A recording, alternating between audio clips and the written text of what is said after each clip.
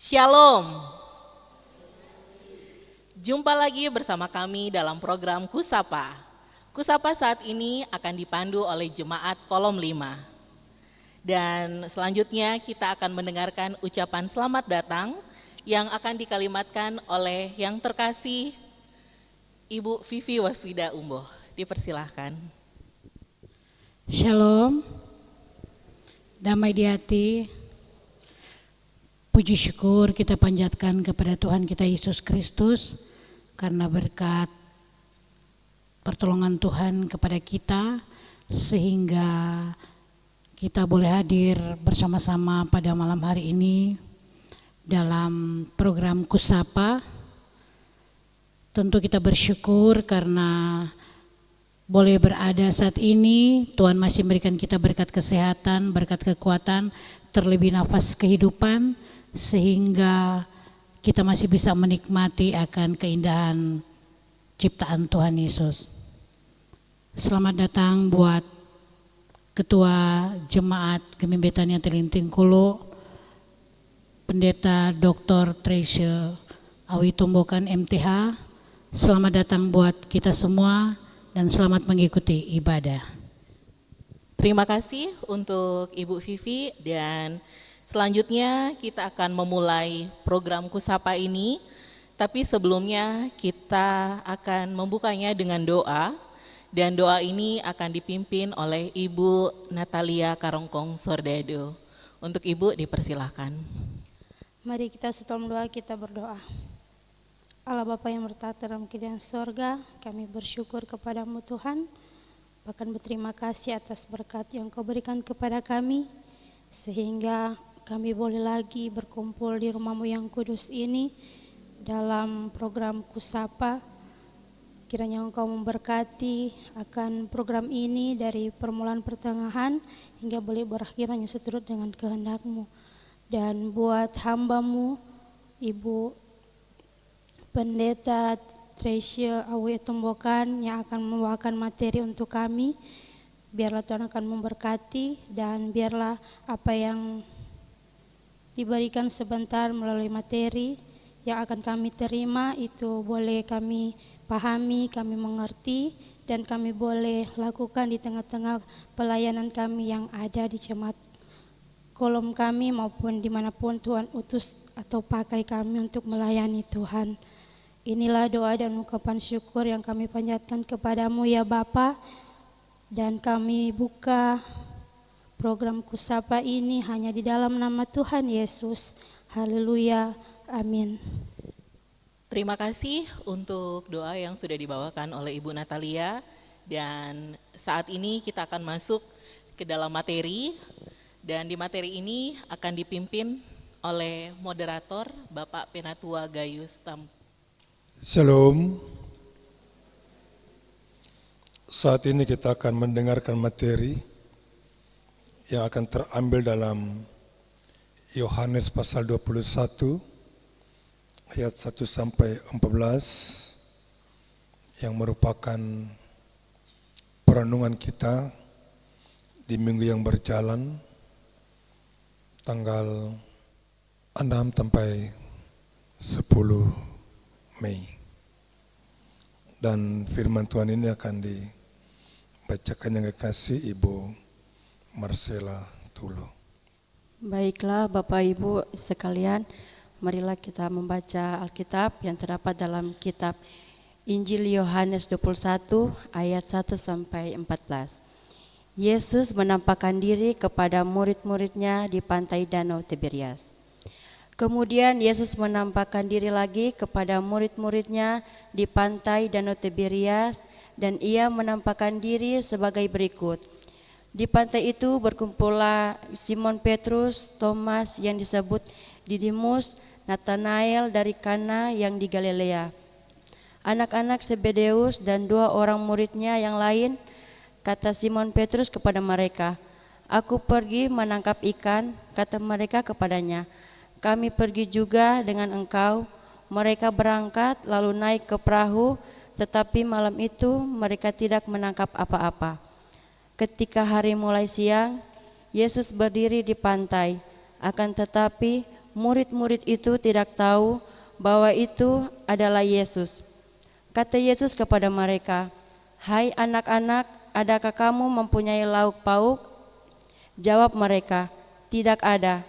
Maka kata Yesus kepada mereka, "Tebarkanlah jalamu di sebelah kanan perahu, maka akan kamu peroleh." Lalu mereka mendebarkannya dan mereka tidak dapat menariknya lagi karena banyaknya ikan. Maka murid yang dikasihi Yesus itu berkata kepada Petrus, "Itu Tuhan." Ketika Petrus mendengar bahwa itu adalah Tuhan, maka ia mengenakan pakaiannya, sebab ia tidak berpakaian, lalu terjun ke dalam danau. Murid-murid yang lain datang dengan perahu karena mereka tidak jauh dari darat. Hanya kira-kira 200 hasta saja dan mereka menghela jala yang penuh ikan itu. Ketika mereka tiba di darat, mereka melihat api arang dan di atasnya ikan dan roti. Kata Yesus kepada mereka, "Bawalah beberapa ikan yang baru kamu tangkap itu." Simon Petrus naik ke perahu lalu menghela jala itu ke darat penuh ikan-ikan besar. 153 ekor banyaknya, dan sungguh pun sebanyak itu jala itu tidak koyak. Kata Yesus kepada mereka, "Marilah dan sarapanlah." Tidak ada di antara murid-murid itu yang berani bertanya kepadanya, "Siapakah engkau?" Sebab mereka tahu bahwa ia adalah Tuhan. Yesus maju ke depan mengambil roti dan memberikannya kepada mereka. Demikian juga ikan itu. Itulah ketiga kalinya Yesus menampakkan diri kepada murid-muridnya sesudah ia bangkit dari antara orang mati. Jemaat Tuhan kolom 5 akan persembahkan pujian.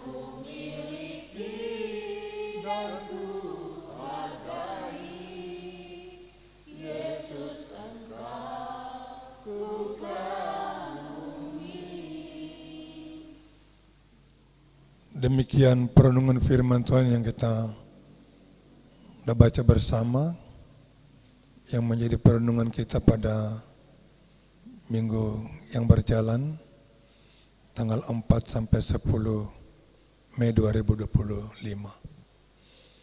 Yohanes pasal 21 ayat 1 sampai 14. Dan kini kita akan dengarkan pembahasan, pemahaman untuk kita ikuti bersama yang akan disampaikan oleh pemateri kita saat ini, yang dikasih Bu Pendeta Dr. Trace Tombokan MTH. Kepada Ibu disilakan. Karena itu kita percaya bahwa kuasa kemenangan, kebangkitan Tuhan Yesus Kristus, itulah yang mengumpulkan kita ada di sini dalam satu keyakinan iman bahwa kitalah orang-orang yang menaruh keyakinan bahwa kita punya Tuhan yang hidup, sehingga kita tidak dibatasi oleh kuasa dosa dan maut. Bacaan kita dari Injil Yohanes 21 ayat 1 sampai 14. ada tema yang ditawarkan oleh Gereja Masa Injili di Minasa. Tema itu adalah Yesus menampakkan diri setelah bangkit, menyatakan Ia adalah Tuhan. Saya menyingkatkan tema ini dengan satu kalimat, Yesus yang bangkit adalah Tuhan. Karena itu sifat dari tema ini merupakan satu pemahaman teologis. Boleh kita katakan inilah dogma atau ajaran gereja, bahwa Yesus yang bangkit adalah Tuhan. Sekilas tentang tema, bahwa tema sebenarnya disusun sebagai satu gambaran apa yang hendak kita sampaikan kepada jemaat, yang sifatnya adalah bahwa tema yang kita sampaikan itu memberi penjelasan secara teologis, mengedukasi jemaat, membangun iman, menguatkan. Jadi tema yang dimaksudkan ini adalah tema yang kalau boleh disusun secara singkat, tanpa mereduksi esensi atau berita yang mau disampaikan secara khusus dalam Yohanes 21 ayat 1 sampai 14. Sehingga maknanya akan dapat dipahami dengan jelas dan itu akan mampu ditindaklanjuti di dalam kehidupan keseharian. Artinya implikasinya kita praktekkan langsung menyentuh kehidupan jemaat. Karena itu secara khusus saya katakan tema yang diangkat saat ini adalah Yesus yang bangkit adalah Tuhan. Yang berikutnya, dari tema ini hendak digambarkan siapa Yesus menurut Injil Yohanes. Dalam Injil Yohanes pasal 1 telah disampaikan bahwa Yesus adalah firman. Dia sudah ada sejak dahulu kala dan firman itu telah menjadi manusia. Dari pemahaman iman Kristen kita bahwa Yesus adalah 100% Allah, tetapi juga dia adalah 100% manusia yang lahir dari anak darah Maria karena pekerjaan Roh Kudus. Yang berikutnya tentang bangkit, bahwa Yesus benar-benar mati. Dia mati di kayu salib, kemudian dia bangkit pada hari ketiga. Ia mengalahkan kuasa dosa dan maut, dan dengan demikian ia menyelamatkan orang yang percaya. Dan dalam Kisah Para Rasul pasal 1 dikatakan bahwa Yesus selama 40 hari menampakkan dirinya berulang-ulang baik kepada murid-muridnya, kepada 500 orang muridnya dalam pengertian para rasul, dan juga murid-murid yang percaya atas pemberitaan para rasul. Dengan demikian ia membuktikan bahwa ia hidup. Yang berikutnya tentang Tuhan.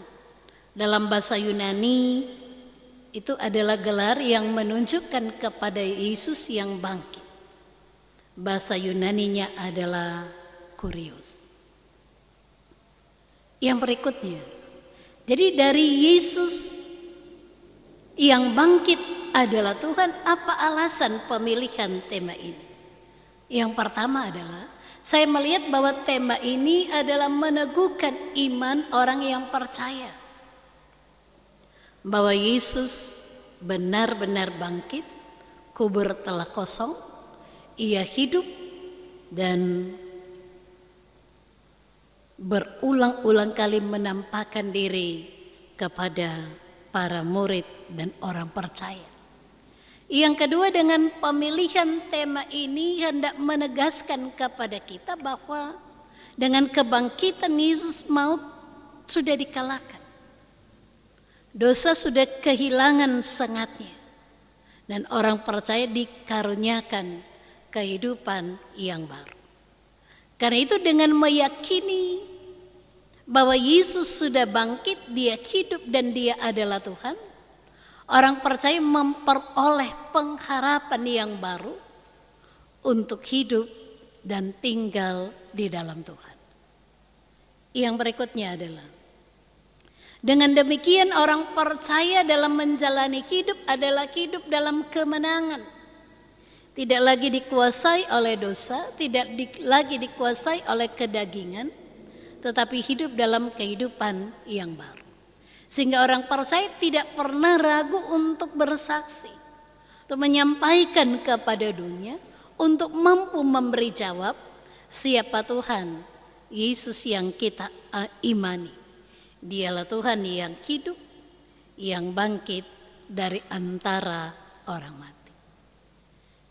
Yang berikutnya, mari kita melihat pengantar kitab Injil Yohanes. Kitab Injil Yohanes tidak masuk dalam golongan Injil sinoptis. Dan penulisnya adalah Yohanes sebagai rasul atau murid Yesus. Dia juga adalah saksi mata dari kehidupan, pelayanan, penderitaan, dan kematian Yesus. Disebut saksi mata karena Yohanes melihat secara langsung apa yang dijalani Yesus. Bahkan ketika Yesus mati, dia ada di bawah kayu salib Yesus. Dan ketika Yesus bangkit, dijelaskan dalam Injil Yohanes 20, dia bersama dengan Petrus berlari-lari dan menjumpai kubur yang kosong. Dan dia juga merupakan satu-satunya murid Yesus yang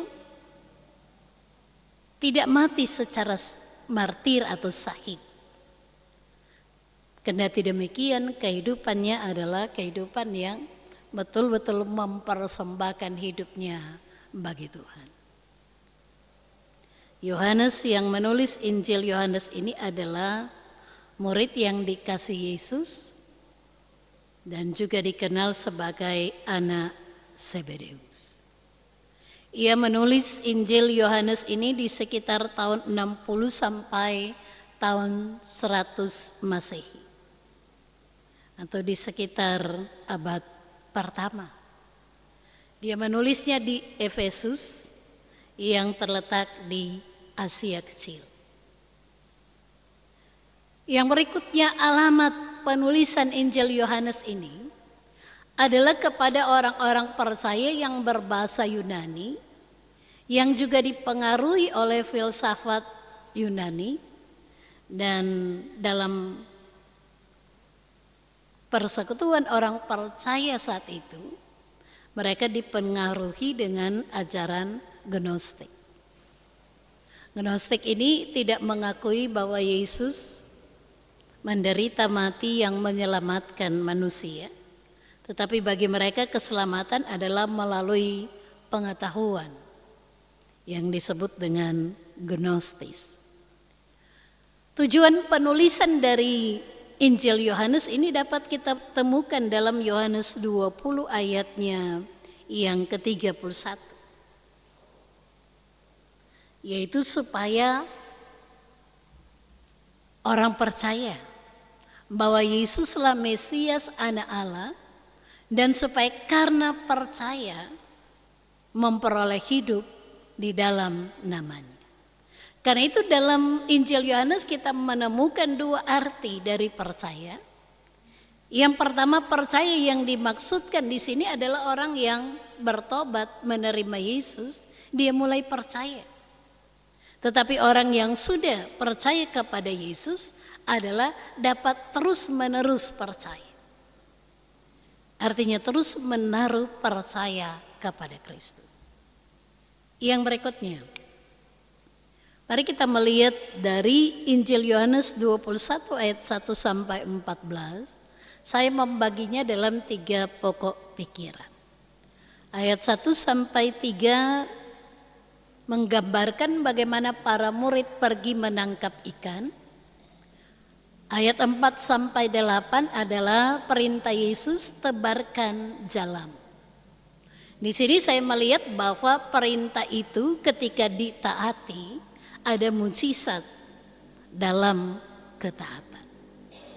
Ayat 9 sampai 14, Ia adalah Tuhan. Ia yang dimaksudkan di sini adalah Kristus. Yang berikutnya, para murid pergi menangkap ikan. Dalam ayat-ayat awal dikatakan bahwa Yesus menampakkan diri di pantai Danau Tiberias. Danau Tiberias ini punya beberapa nama. Artinya juga dikatakan sering disebut Genesaret, tetapi juga Galilea. Jadi ada 3 nama, Tiberias, Genesaret, Galilea. Tetapi satu danau dengan 3 nama. Di tepi pantai ini, Yesus menampakkan dirinya. Dalam bahasa Yunani dikatakan panero. Menampakkan diri artinya menyatakan diri. Dikatakan menampakkan diri lagi.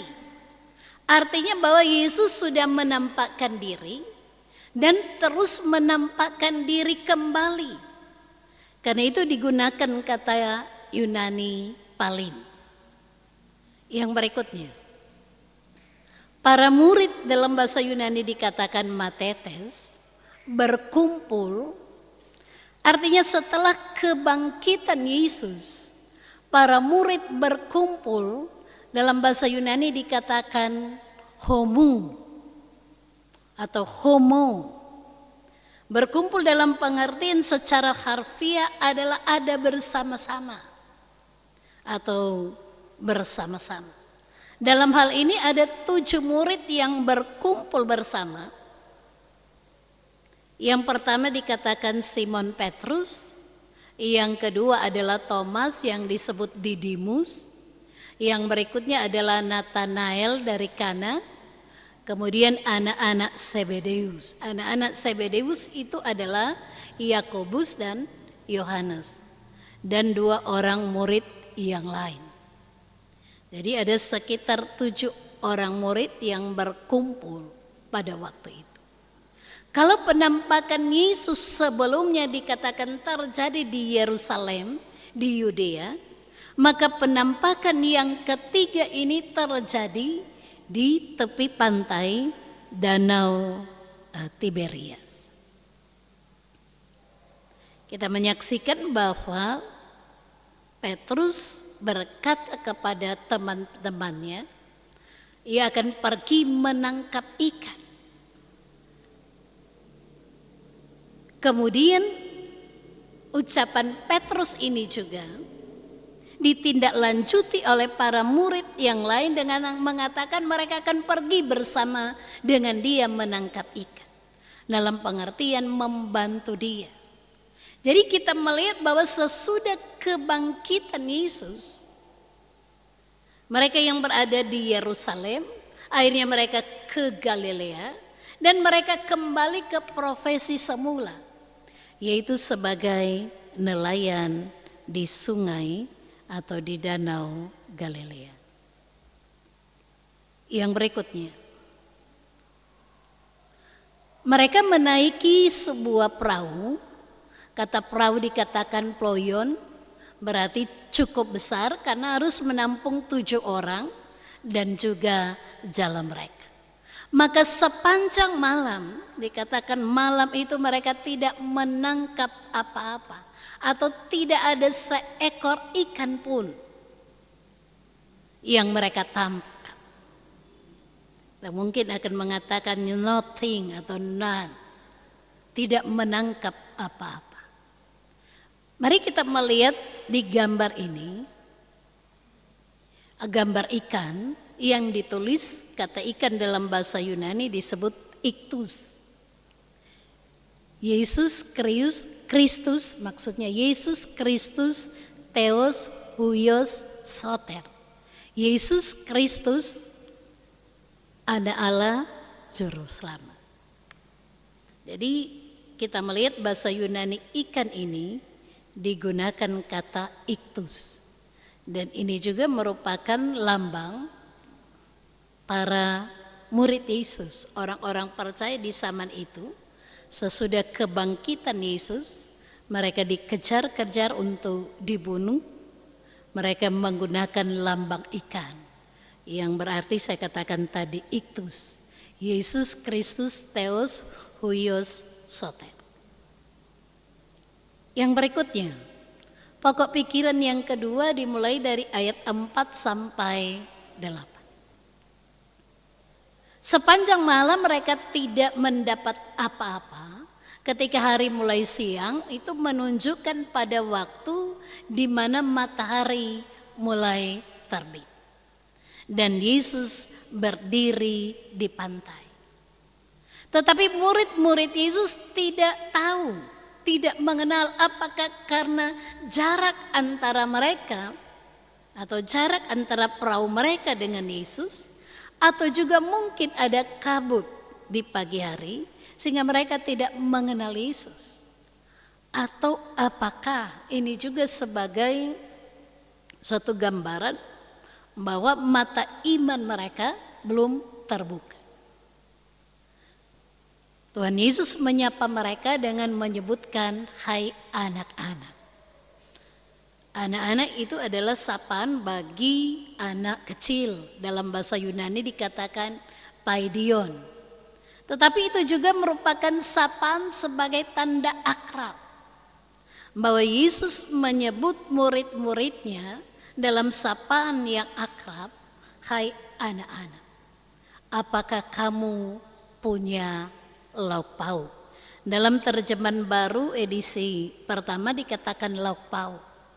Tetapi dalam terjemahan baru edisi kedua lebih cenderung mengartikannya sebagai ikan. Dan mereka menjawab, tidak ada seekor ikan pun. Karena itu Yesus menyuruh mereka untuk menebarkan, melemparkan. Dalam bahasa Yunani dikatakan balo, jalamu, diktuon di sebelah kanan. Kenapa dikatakan tebarkan jalamu di sebelah kanan perahu, bukan di sebelah kiri?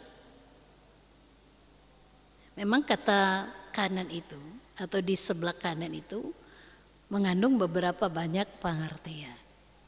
Penjahat yang bertobat ada di sebelah kanan. Yesus naik ke surga duduk di sebelah kanan. Domba dan kambing dipisahkan, domba di sebelah kanan, kambing di sebelah kiri. Ada tempat yang khusus, ada penghargaan. Tebarkan jalamu di sebelah kanan, maka kamu akan mendapat. Kalimat ini adalah perintah Tuhan Yesus kepada murid-muridnya. Kalau mereka menebarkan jala, mereka akan mendapat. Dan mereka melakukannya, tetapi mereka tidak mampu atau tidak dapat menariknya. Karena banyaknya ikan, dalam bahasa Yunani dikatakan pletos. Dari none, dari nothing, dari tidak ada satupun menjadi banyak. Juga yang lebih tepat kalau kita menyebutnya a great number, sejumlah besar ikan. Dari tidak ada mendapatkan sejumlah besar ikan. Dan murid yang dikasih Yesus melihat itu berkata bahwa itu Tuhan. Jadi murid yang dikasih Yesus lebih dahulu mengatakan itu Tuhan. Kalau kita membaca pasal 20, murid yang dikasih Yesus pun berkata atau digambarkan ketika melihat kubur kosong itu, dia percaya. Yang berikutnya saudara-saudara, ketika murid yang dikasih Yesus mengatakan itu Tuhan, maka Petrus dikatakan mengikat jubah. Kalau TB1 mengatakan mengenakan pakaiannya. Jadi rupanya para nelayan, dalam hal ini Petrus, ketika dia menangkap ikan, dia mengenakan pakaian yang ringan. Bukan berarti bahwa dalam pengertian dia telanjang. Jadi dia membuka jubahnya, pakaian luar, dan mengenakan pakaian dalam. Dan ketika murid yang dikasih Yesus mengatakan itu Tuhan, maka dia mengenakan jubahnya. Dalam bahasa Yunani dikatakan ependutes atau pakaian luar, dan terjun ke danau. Yang berikutnya, murid-murid yang lain yang datang dengan perahu juga turut membantu untuk menarik jala yang penuh dengan ikan. Dan ini menandakan mereka bersama-sama bekerja, atau juga kita bisa katakan mereka bekerja bersama-sama. Jarak antara tepi pantai dan ketika murid menebarkan jalannya itu sekitar 200 hasta. Kalau TB1 mengatakan 200 hasta, kalau TB2 mengatakan kira-kira 100 meter. Jadi satu hasta diperkirakan sekitar 45 cm atau hampir setengah meter. Jadi kira-kira 100 meter. Yang berikutnya, setiba mereka di tepi pantai, mereka melihat api arang dan di atasnya ada ikan dan roti. Kata ikan di sini menggunakan kata opsarion, bukan iktus lagi. Opsarion menunjuk pada ikan kering. Karena itu Yesus meminta untuk membawa beberapa ikan. Maka Simon atau Simon Petrus yang lebih dahulu sampai naik ke perahu, lalu menarik jala itu ke darat. Jadi kita melihat ada satu, kalau boleh kita katakan perbandingan. Karena jala itu penuh ikan, sebelumnya dikatakan murid-murid yang lain turut membantu. Tetapi di sini dikatakan Simon Petrus sendiri yang naik ke perahu dan menarik jala itu ke darat. Berarti ada seperti kekuatan ekstra. Ada kesanggupan yang lebih besar. Dan dikatakan jala itu penuh dengan ikan-ikan besar. Jala itu tidak koyak, tidak sobek, sekalipun penuh dengan ikan-ikan besar yang jumlahnya sekitar 153 ekor. Ada yang menggambarkan bahwa 153 itu adalah jumlah bangsa. Ada yang mengatakan domba, ada yang mengatakan orang-orang yang percaya. Tetapi secara harfiah marilah kita melihat bahwa ada suatu mujizat yang terjadi dari yang tidak ada menjadi berlipat ganda karena ketaatan terhadap perintah Yesus. Yang berikutnya,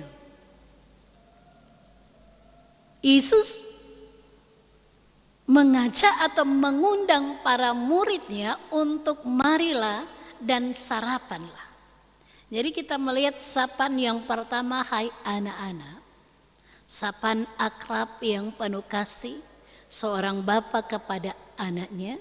Yang kedua adalah marilah dan sarapanlah. Artinya bahwa ini juga memberikan penguatan, jaminan kepada kita bahwa Tuhan tidak hanya menyediakan kita kebutuhan-kebutuhan rohani, tetapi Dia juga memberikan kita roti dan ikan untuk kita makan sehari-hari. Dan kita melihat bahwa tidak ada seorang murid pun yang berani bertanya, siapakah engkau?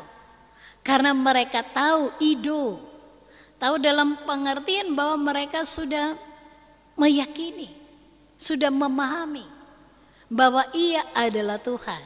Jadi saya katakan tadi, gelar Tuhan atau kurios digunakan pada Yesus yang telah bangkit. Kemudian Yesus melayani mereka dengan mengambil roti dan ikan dan memberikannya kepada murid-muridnya. Injil Yohanes mencatat bahwa ini penampakan yang ketiga. 2 kali penampakan kepada para muridnya terjadi di rumah yang tertutup tanpa Thomas. Yang kedua terjadi ketika Thomas ada. Dan yang ketiga terjadi di pantai danau Genesaret. 2 penampakan itu terjadi di Yudea atau Yerusalem. Yang penampakan ini terjadi di Galilea. Padahal kalau kita membaca pasal 20, Yesus sudah menampakkan diri pertama-tama kepada Maria Magdalena. Yesus menampakkan diri sesudah bangkit dari antara orang mati. Ini hendak menunjukkan bahwa Allah yang berkuasa membangkitkan Yesus dari antara orang mati. Yang berikutnya, makna dan implikasi dari berita firman yang kita dengar. Yang pertama adalah Yesus adalah Tuhan. Tidak hanya sekedar suatu pernyataan, suatu statement, satu dogma gereja yang dikatakan iktus, Yesus Kristus, Theos Huios Soter. Tetapi juga harus mengisi hidup kita ini. Artinya iman kita dihidupi dengan keyakinan bahwa Yesus adalah Tuhan. Sehingga dengan demikian, dengan keyakinan yang kokoh ini akan menghilangkan keraguan dan memampukan kita memberi jawab kepada mereka yang di sekitar kita yang meragukan ketuhanan Yesus.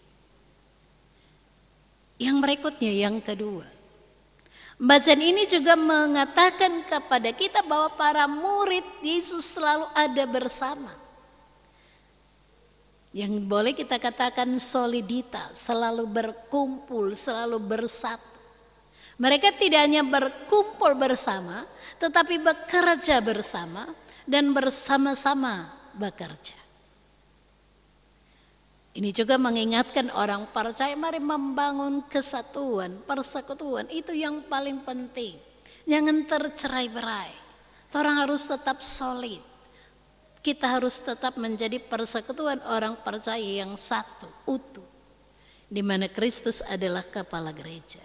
Jangan persoalan-persoalan di sekitar kita, termasuk dana hibah yang mengguncang gereja kita, membuat kita tercerai-berai.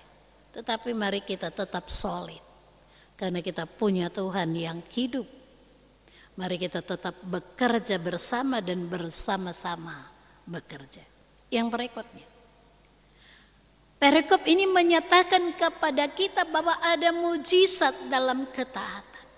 Ketika kita mendengar kata firman dan melakukannya seperti para murid, menebarkan jala di sebelah kanan, maka yang nothing itu, yang tidak ada, menjadi a great number, menjadi banyak, menjadi luar biasa.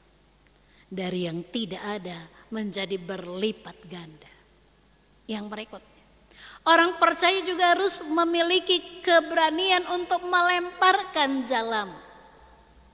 Jalam berarti memperluas wawasan, memperluas kiprah kita, tetapi juga pekerjaan kita. Jangan hanya terbatas pada satu skop dalam satu bidang hidup. Lemparkanlah jalam. Itu berarti juga berani mengambil resiko. Tetapi bertindak sesuai kata firman. Bukan buta-buta orang bilang. Lemparkan jalamu itu berarti mari berjuang. Kalau Tuhan menyuruh kita untuk ada di sebelah kanan, memperluas wawasan pelayanan, karir, pekerjaan kita, lemparkanlah jalan. Tetapi ketika kita berani melempar, kita juga berani menarik. Jangan cuma lempar. Lempar batu sembunyi tangan. Harus berani melempar, tetapi harus beresiko untuk menarik kembali. Bukan seperti, walaupun dalam pengertian mungkin seperti tarik ulur. Kita memberi dan diberi, bukan seperti itu. Tetapi dalam pengertian, dalam konteks ini adalah ketika kita memperluas wawasan hidup, maka kita juga akan menarik hal-hal yang mendatangkan manfaat dari apa yang kita lakukan. Melakukan sesuatu dengan ketaatan, kita akan menarik berkat yang luar biasa. Yang berikutnya bahwa Petrus ketika dia berjumpa dengan Yesus, maka dia berjumpa dalam kesantunan. Ketika dia tahu bahwa itu adalah Tuhan, dia yang tidak berpakaian, saya katakan tidak berpakaian, hanya mengenakan pakaian yang ringan atau ringkas karena dia harus mencari ikan, mengenakan jubah luar. Ini juga mengingatkan kita bahwa mari datang bertemu Tuhan dalam kesantunan, toh. Pakai baju yang betul-betul soklar menjahit, Kang. Jangan pakai baju yang hemat kain. Walaupun memang bukan ketuk tampilan luar yang menentukan. Yang berikutnya adalah Petrus yang kita lihat mampu menarik 153 ekor ikan yang besar. Padahal disaksikan sebelumnya dibantu oleh banyak orang. Tetapi ketika dia melakukan apa kata firman, dia diberikan kekuatan khusus sehingga mampu melakukan. Karena itu dalam waktu yang lalu saya katakan bahwa misi gereja bukan kristenisasi. Tetapi misi gereja adalah kristusnisasi. Membawa orang kepada Kristus. Yang berikutnya adalah Yesus menyediakan kebutuhan kita dalam keseharian. Dialah roti dan air kehidupan. Dia memberikan makanan, minuman berlimpah-limpah melayani kita. Dia memberikan kita karunia rohani, tetapi juga dia menyediakan berkat yang secukupnya. Karena itu jangan pernah meragukan pemeliharaan Tuhan. Karena banyak orang yang ragu atas pemeliharaan Tuhan. Lebih tergiur 5 juta rupiah padahal Tuhan mau kasih 100 juta. Jangan seperti itu. Baking dalam ketaatan, kesetiaan. Tuhan tahu mana berkat-berkat yang terbaik yang akan disediakan Tuhan bagi kita. Dan yakinlah, bersama dengan Tuhan mungkin kita lemah, tetapi kita akan diberikan kekuatan ilahi untuk mengerjakan tugas pelayanan yang tidak mudah. Tuhan Yesus memberkati kita sekalian.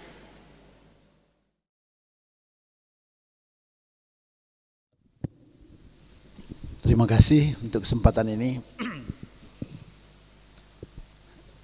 Mungkin bukan pertanyaan tapi mungkin masukan.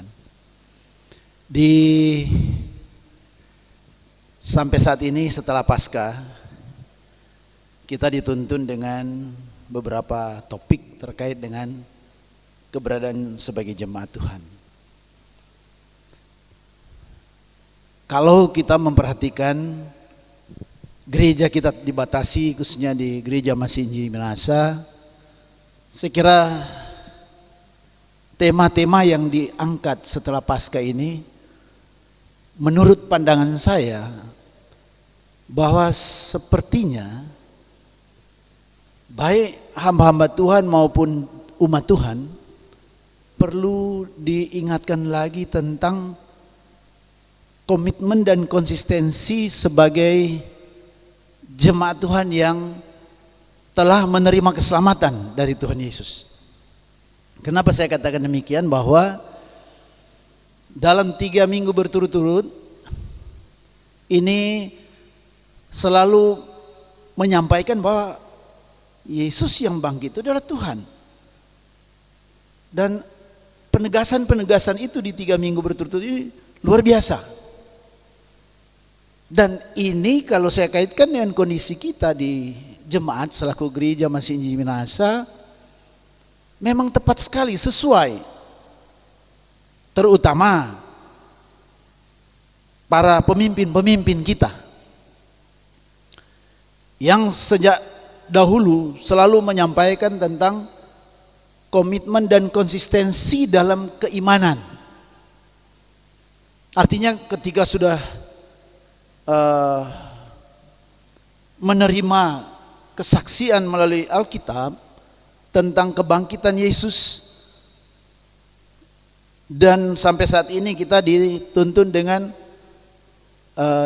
Tuhan Yesus menampakkan diri kepada murid-murid dan sebagainya, itu berarti sepertinya ya, itu menurut pendapat saya pribadi, sepertinya di gereja Masih Injil Minahasa ini mulai luntur tentang keyakinan tentang kebangkitan itu sendiri.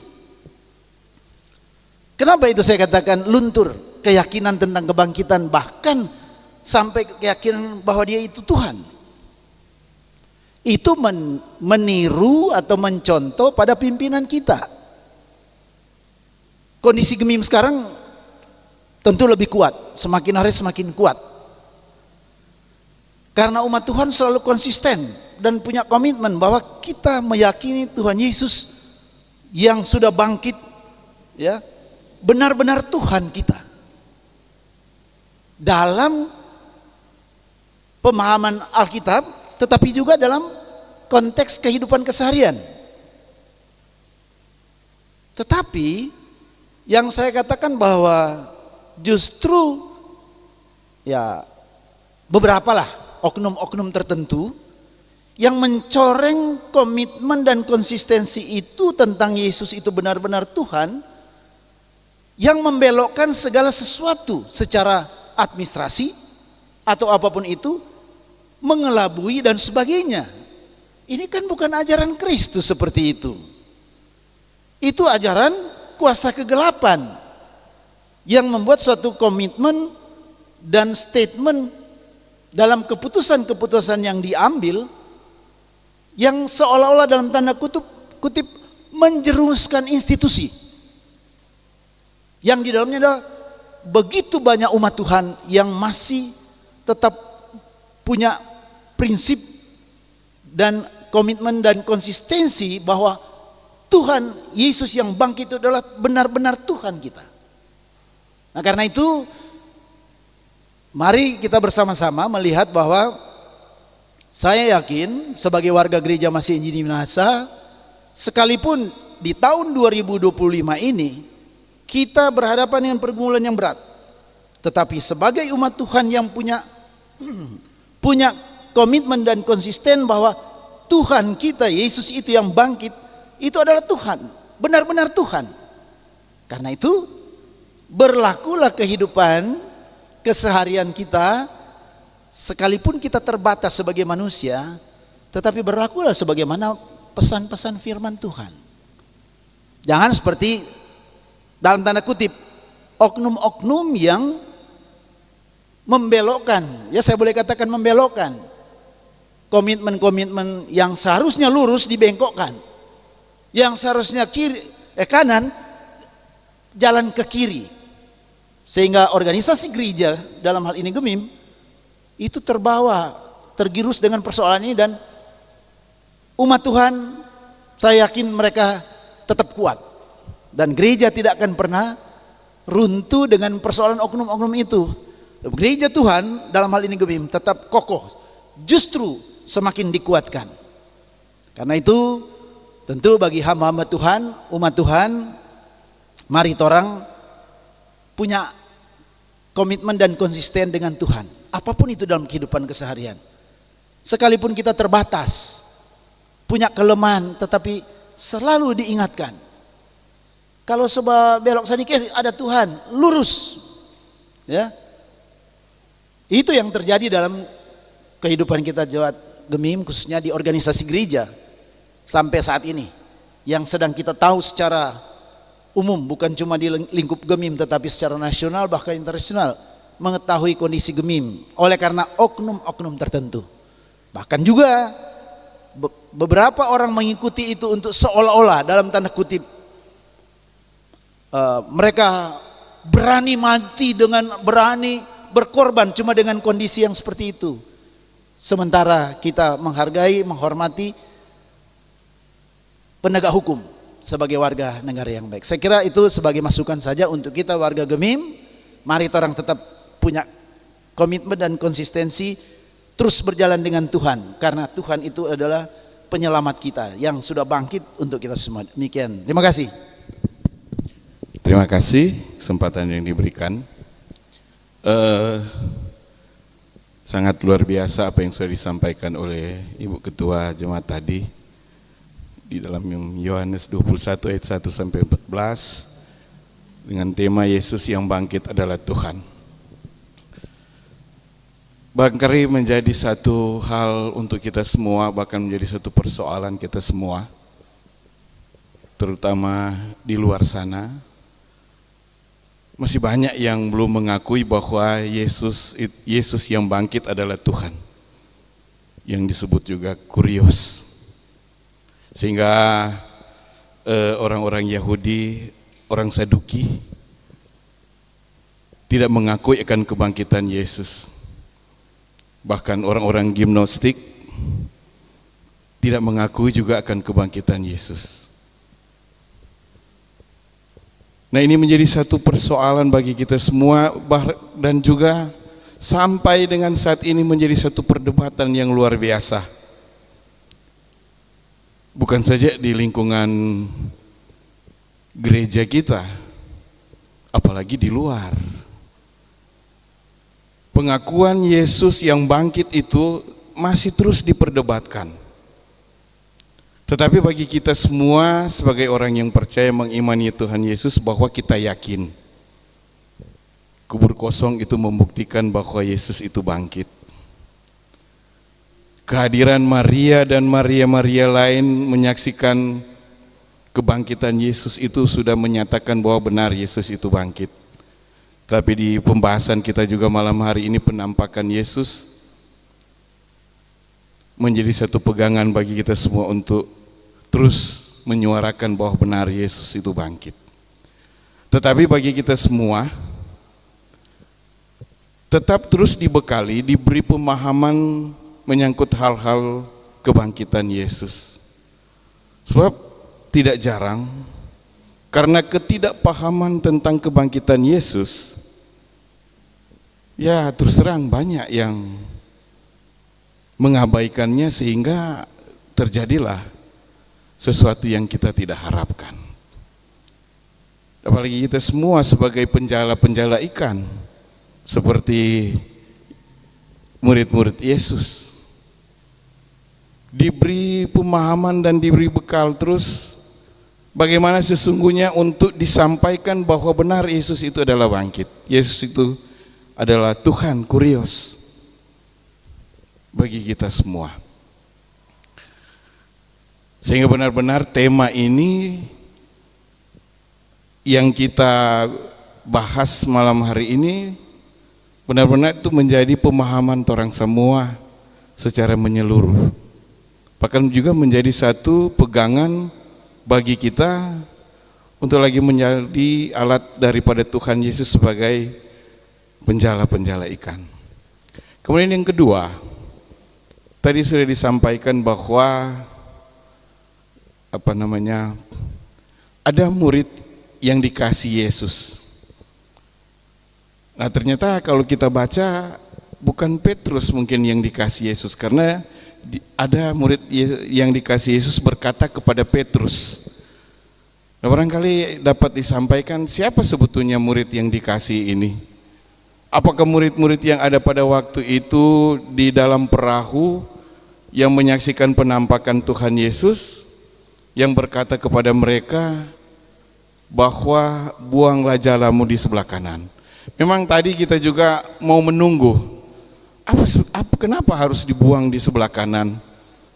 Tidak di sebelah kiri, atau tidak di depan, atau tidak di belakang? Apakah karena memang di sebelah kanan itu banyak ikan? Ataukah apakah di sebelah kanan itu mengandung unsur-unsur yang lain sehingga diarahkan di sebelah sana? Mungkin tadi Pak Penetua Dokter menyampaikan bahwa kita berjalan dalam sesuatu menurut aturan seperti yang terjadi sekarang saat ini. Mungkin orang salah buang jala, mungkin ada suruh kok buang di kanan, orang pi buang di kiri, dan akhirnya terjadilah seperti itu. Barangkali saya bisa mau samakan, kalau orang disuruh buang ke kanan, maka lakukanlah buang ke kanan, jangan buang ke kiri, jangan buang ke depan, jangan buang ke belakang.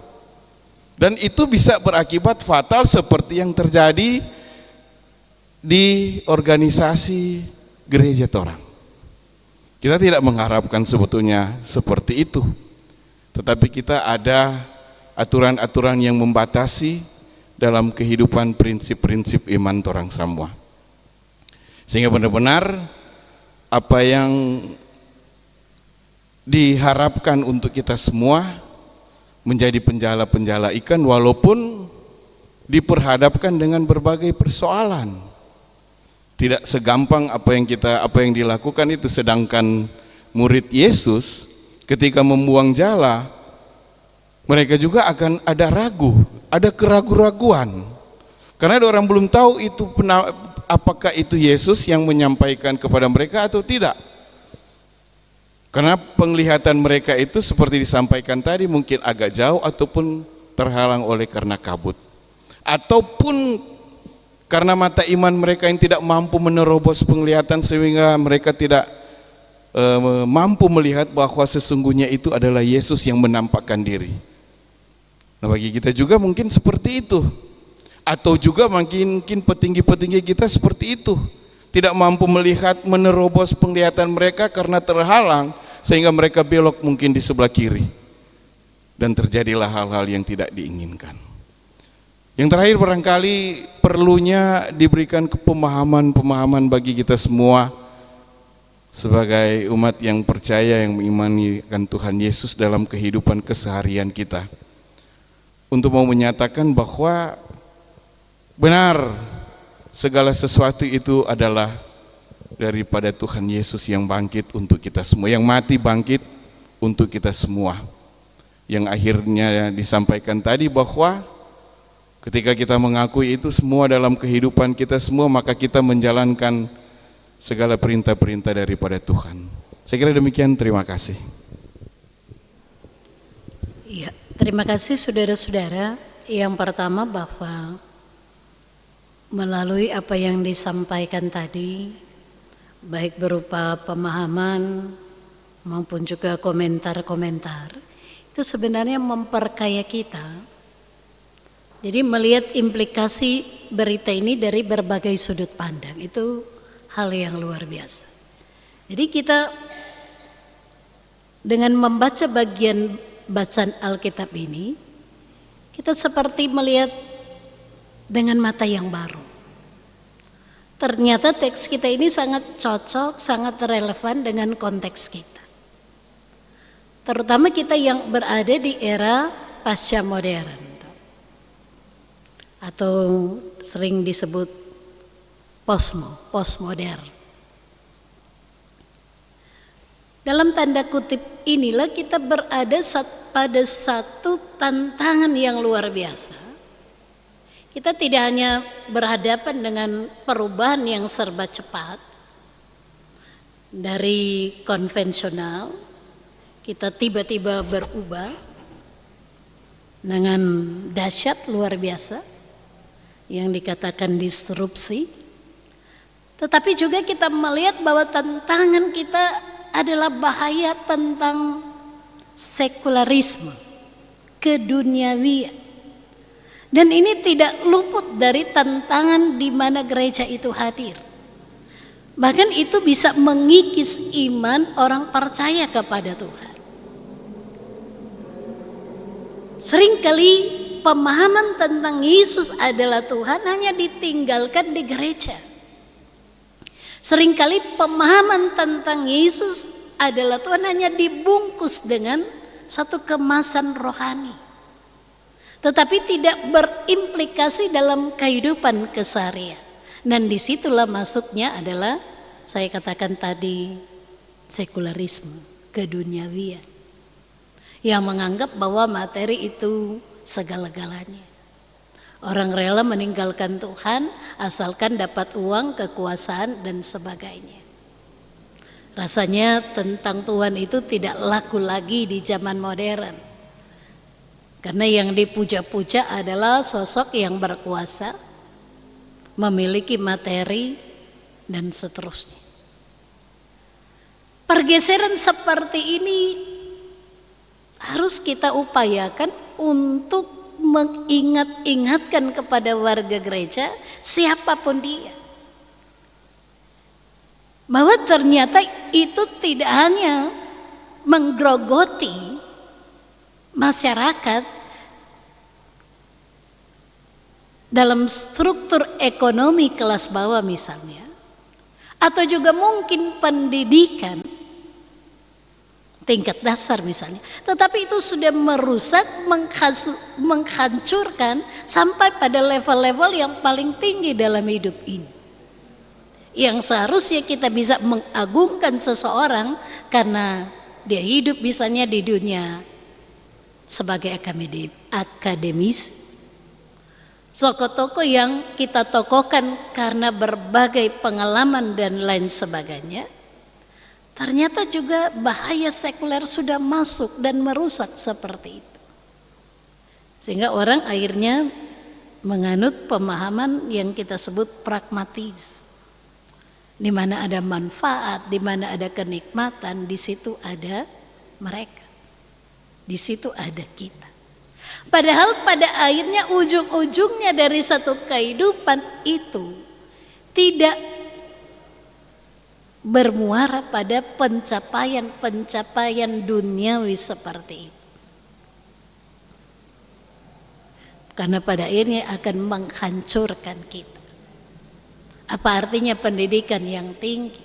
Apa artinya kekayaan dan jabatan yang luar biasa jika kita salah melempar jala? Tidak melempar di kanan tapi di kiri. Artinya dalam hidup ini ada aturan yang membingkai kita, ada norma-norma yang mengatur kita. Salah satu standar kita adalah Alkitab Perjanjian Lama dan Perjanjian Baru. Yang mengikat kita sebagai gereja adalah tata gereja. Sehingga kita tidak mengidolakan seseorang, tetapi kita melihat Yesus sebagai kepala gereja. Karena itu kita harus lagi mengkoreksi tentang jabatan yang ada di gereja. Kalau ketua badan pekerja majelis jemaat itu hanya ada di sidang majelis jemaat, tetapi dia disebut ketua badan pekerja majelis jemaat, bukan ketua jemaat. Tokohan itu membuat kita terjebak, sehingga pada akhirnya jabatan pelayanan gereja kita lihat sebagai cara pandang sekuler, dan ini yang merusak gereja, dan ini yang membuat gereja tidak lagi taat kepada kepala gereja, dan ini yang membuat gereja yang kehilangan suara kenabian. Karena gereja misalnya apakah melalui oknum atau orang per orang lebih terjebak pada menjalin ketergantungan kepada manusia, pada kekuasaan, daripada Tuhan yang hidup, yang bangkit. Orang lebih cepat berpikir buang jala di sebelah kiri langsung dapat doi, daripada buang jala di sebelah kanan. Iya toh? Orang lebih suka yang secara instan, cuma kok baking ini langsung dapat sekian juta. Tetapi kita lupa bahwa sering karena itu iman kita tergadaikan. Kalau kita mempercayai bahwa Tuhan adalah kepala gereja, dia pasti sediakan berkat Tuhan. Walaupun kadang-kadang orang ragu tuh.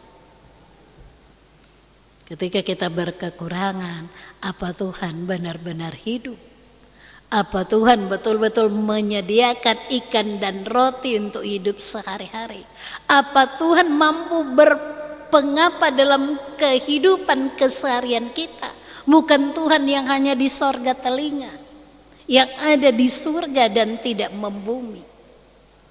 Kadang-kadang pemahaman iman yang seperti itu yang membuat kita tidak lagi komitmen, tidak lagi konsisten. Padahal setiap orang akan mempertanggungjawabkan hidupnya kepada Tuhan. Orang tahu mau mati kan? Orang yang tidak muda-muda terus. Orang yang tidak ada di satu jabatan itu selama-lamanya. Setiap masa ada orangnya, setiap orang ada masanya. Orang yang tidak akan jadi pelayan khusus selama-lamanya. Karena itu dengan demikian kita berusaha, karena kita punya Tuhan yang hidup, Tuhan yang bangkit, itu keyakinan iman kita, maka saya akan berusaha di setiap momen ini Tuhan dimuliakan, bukan saya dimuliakan. Di setiap momen hidup ini yang terbatas ini harus menyenangkan hati Tuhan. Apa artinya seperti kata Yesus? Apa gunanya seorang memperoleh seisi dunia, penghormatan dunia, kebanggaan dunia? Pada akhirnya dia akan kehilangan nyawanya. Ini yang harus kita bangun adalah konsistensi kita. Karena itu Yohanes mengatakan bagi yang belum percaya, percaya.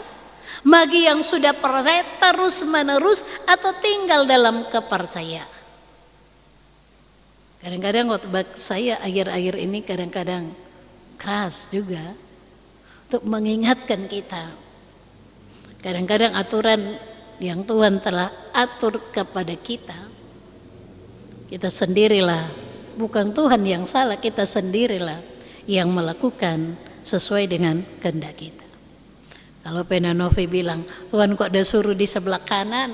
Kalau orang memberikan sesuatu kan mesti di yang tangan kanan sebagai tanda penghormatan toh. Aduh minta maaf ya, kita udah kasih sebelah kiri. Karena orang menganggap kalau kasih dari sebelah kiri berarti tidak sopan. Tempat yang hormat, tempat yang mulia, tempat di mana orang yang penjahat yang bertobat kan di sebelah kanan. Domba itu di sebelah kanan, orang-orang yang diselamatkan itu di sebelah kanan. Saya katakan tadi bahwa Yesus duduk di sebelah kanan Allah Bapa, sehakikat dengan Bapa. Yang berikutnya adalah ini pekerjaan rumah kita. Saya memang tidak mengatakan begini untuk menilai dan menghakimi orang lain, sementara kita juga penuh dengan berbagai persoalan. Tetapi yang harus kita sampaikan kepada jemaat, mari bertumbuh dalam dasar iman yang benar. Kalau orang yakin bahwa Yesus adalah Tuhan, bahwa kita punya Tuhan yang hidup, jangan kok terpengaruh oleh hal-hal yang duniawi. Jangan cuma karena uang, jangan cuma karena sesuatu yang sifatnya sementara kita kehilangan kekekalan. Jangan akhirnya orang yang tulus-tulus ini, yang lurus-lurus ini jadi bulus. Karena untuk hal-hal yang hanya sementara.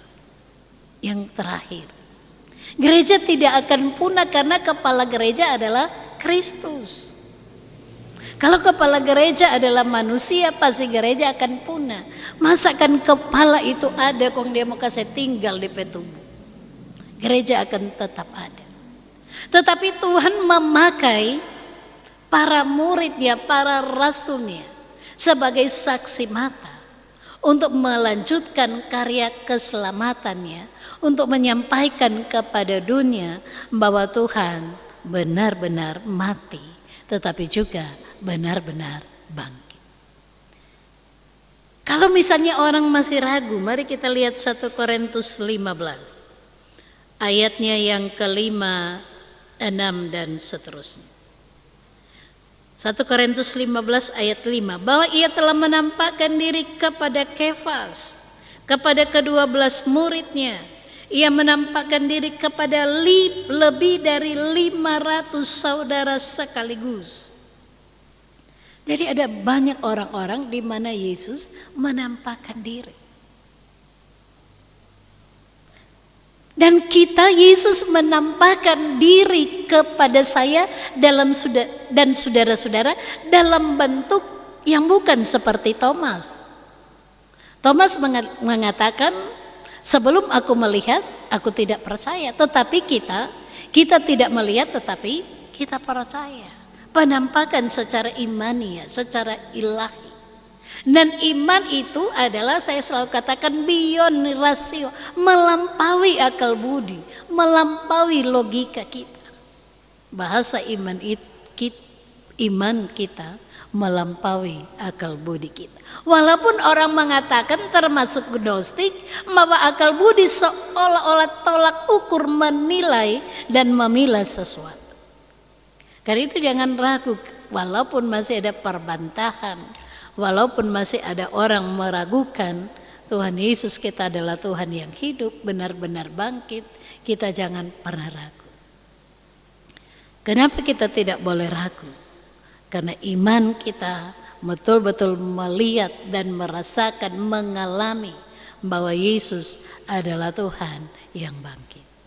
Kalau tidak ada Tuhan, tidak ada kita, tidak mengalami mujizat. Mujizat tidak hanya dari yang nothing, dari yang tidak ada menjadi a great number. Tetapi mujizat Tuhan terjadi ketika Tuhan menyatakan kuasanya dalam hidup kita. Masih ada Tuhan.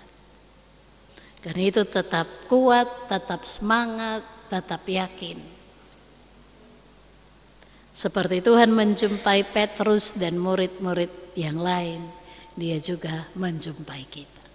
Walaupun Petrus bukan murid yang dikasihi Yesus, apa Tuhan pilih-pilih? Nyanda kan? Tuhan tidak pernah memilih. Kalau kita membaca Injil Yohanes 21 seterusnya, Tuhan Yesus bertanya sampai 3 kali, apakah engkau mengasihi aku? Benar Tuhan, aku mengasihi engkau. Gembalakanlah, peliharalah domba-dombaku. Yohanes, murid Yesus itulah dikatakan murid yang dikasihi Yesus. Saya tidak akan mengatakan siapa Yohanes kan. Orang mesti ketuk tanya Pak Tuhan toh. Jadi itulah pilihan Allah toh. Kita hanya menerimanya dan berkata bahwa saya pun murid yang dikasihi Yesus. Kalau tidak, saya tidak percaya. Kalau tidak, saya tidak mengalami keselamatan yang luar biasa. Karena itu sebagai murid yang dikasihi Yesus, orang percaya, orang diselamatkan, orang melakukan yang terbaik, dan jangan kehilangan keteladanan. Kenapa orang meragukan Yesus yang bangkit? Kenapa orang meragukan gereja? Kenapa orang meragukan kuasa Tuhan yang luar biasa? Karena mereka tidak menjumpai kesaksian, keteladanan dari Yesus yang bangkit dalam hidup kita. Pernah ada suatu kesaksian ketika dia mendengar khotbah atau kesaksian, dia hampir percaya tetapi tidak percaya. Kenapa? Karena orang Kristen tidak hidup sesuai kata firman. Karena itu kita bersyukur Tuhan mengasihi kita. Kita boleh percaya, kita boleh yakin Tuhan Yesus itu yang bangkit. Jangan lagi dikuasai dengan keduniawian, tetapi berdiri tegak dalam iman. Kita yang lemah akan menjadi kuat, sehingga 153 ekor ikan besar boleh orang tarik. Artinya bahwa beban persoalan boleh kita atasi, kalau kita bersama dengan Tuhan yang bangkit. Tuhan Yesus memberkati kita sekalian. Shalom. Demikian sesi diskusi kita telah selesai. Kami mengucapkan terima kasih kepada pemateri kita, kasih Bu Pendeta Dr. Trace Tombokan MTH. Kiranya materi yang kita dapatkan pada saat ini boleh memberi pengetahuan, menambah pemahaman kita bersama dalam perenungan akan pembacaan firman Tuhan Yohanes pasal 21 ayat 1 sampai 14. Demikian saya kembalikan kepada MC. Persembahan, kita akan menutup program Kusapa dan sekaligus kita akan mendoakan persembahan kita, dan doa ini akan dipimpin oleh Ibu Vivi Anita Umboh. Dipersilakan. Mari kita berdoa. Kami bersyukur kepadamu ya Tuhan, berterima kasih atas kebaikan-Mu dalam kehidupan kami, nafas kehidupan bahkan berkat kesehatan, kekuatan yang Engkau selalu berikan kepada kami ya Tuhan, sehingga kami boleh berada pada saat ini. Tuhan Yesus, kami percaya ya Tuhan, pertolongan-Mu dalam kehidupan kami, sehingga ya Tuhan, kami masih bisa boleh menikmati akan keindahan-Mu di muka bumi ini ya Tuhan, melalui nafas kehidupan yang selalu Engkau berikan kepada kami. Kami bersyukur ya Tuhan buat firman yang kami dengarkan tadi, melalui perkataan-Mu ya Tuhan, melalui program Kusapa pada saat ini. Ajarilah kami ya Tuhan, agar kami boleh benar-benar mengerti ya Tuhan akan pengorbanan-Mu di muka pengorbanan-Mu kepada kami ya Tuhan, menebus dosa-dosa kami, dan Engkau telah bangkit.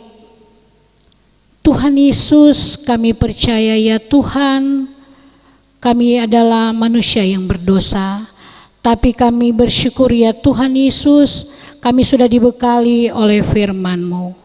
Ajari kami ya Tuhan, agar kami akan selalu bersyukur kepadamu ya Tuhan, dalam kehidupan kami ya Tuhan, apapun ya Tuhan yang kami terima, apapun yang menjadi dambaan kami, buat persembahan yang kami sudah berikan ya Tuhan, berkatilah persembahan ini ya Tuhan, dan tolonglah kami agar kami tahu memberi akan persembahan ini ya Tuhan, untuk tubuh kami ya Tuhan, untuk dipersembahkan kepadamu. Kami tahu ya Tuhan, apa yang kami berikan tadi tidak sebanding dengan berkat yang materi yang Engkau berikan kepada kami, tapi kami percaya apabila kami memberikan dengan penuh sukacita, Engkau akan memberkati kami ya Tuhan, menolong akan segala pekerjaan kami ya Tuhan. Tuhan Yesus, buat Pendeta Dr. Trace Tombokan MTH yang sudah memberikan materi pada saat ini, berkatilah Ibu Pendeta ya Tuhan dalam tugas dan pelayanan di Jemaat Gemim Betania Tiling Tingkulu. Kami percaya segala cita-cita harapan dari keluarga Awi Tombokan, Engkau akan melancarkan semuanya. Dan sebentar kami akan pulang ke rumah kami masing-masing. Mari Engkau pimpin kami dalam perjalanan, baik kami yang berjalan kaki, berkendaraan roda 2 maupun roda 4, agar Engkau bisa tibakan kami dengan selamat. Ini yang menjadi doa kami ya Tuhan, di dalam anak-Mu Yesus Kristus, Tuhan kita. Amin. Terima kasih untuk Ibu Vivi, dan untuk semuanya kita akan menutup Kusapa untuk saat ini. Atas nama Jemaat Kolom 5 mengucapkan terima kasih untuk Ibu Pendeta Dr. Trace Tombokan yang sudah menjadi pemateri kita saat ini, dan juga untuk semua yang sudah hadir dan ambil bagian di dalam program Kusapa saat ini. Terima kasih banyak, Tuhan Yesus memberkati.